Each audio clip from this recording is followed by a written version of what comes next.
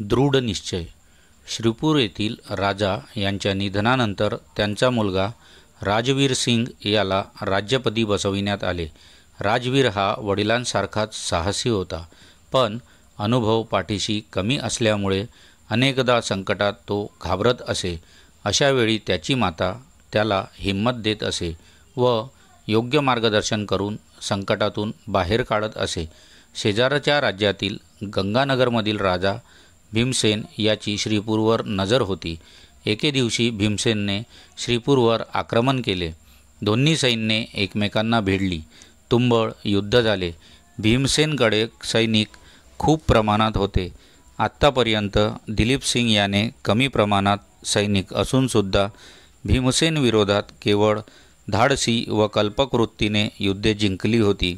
परंतु राजवीर सिंह यात आपले सातत्य ठेवू शकले नाहीत. 2च दिवसात भीमसेन यांनी 4 मैल भागावर आपला ताबा मिळविला. राजवीरच्या तोंडून कमी सैनिकांमुळे आपल्याला हार पत्करावी लागली हे ऐकले तेव्हा राजमातेने मनातल्या मनात काही ठरवले. राजवीर झोपण्याआधी राजमातेचे दर्शन घेण्यासाठी आला तेव्हा राजमाता लहान लहान 6 लाकडाच्या काड्या एकत्र बांधून लोखंडाच्या एका मोठ्या तुकड्याला तोडण्याचा प्रयत्न करीत असलेली पाहिली. राजवीरने मातेला विचारले, आई, 6 लाकडाच्या काड्या एकत्र करूनही लोखंडाला तोडू शकत नाही. राजमाता म्हणाली, खरं बोललास. संख्येने मजबूतीला पराजित केले जाऊ शकत नाही.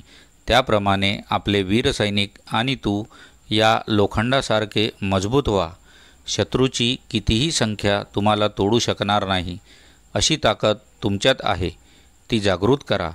तुमच्या मजबूतीसमोर शत्रू गुडघे टेकेल. राजवीरने याप्रमाणे केले व त्याने भीमसेनाला हरवून युद्धात विजय संपादन केला. तात्पर्य: दृढ मनोबलाने हारलेले युद्धही जिंकता येते. काही वेळेला दृढ निश्चय, ठाम मनोबल हेच यशाचे इंगित ठरते. मित्रांनो, कशी वाटली ही आजची कहाणी? आवडली असेल तर लाईक, शेअर आणि कॉमेंट नक्की करा. त्यामुळे मला तुमच्यासाठी नवनवीन कहाणी आणण्याची प्रेरणा मिळते आणि उत्साह वाढतो.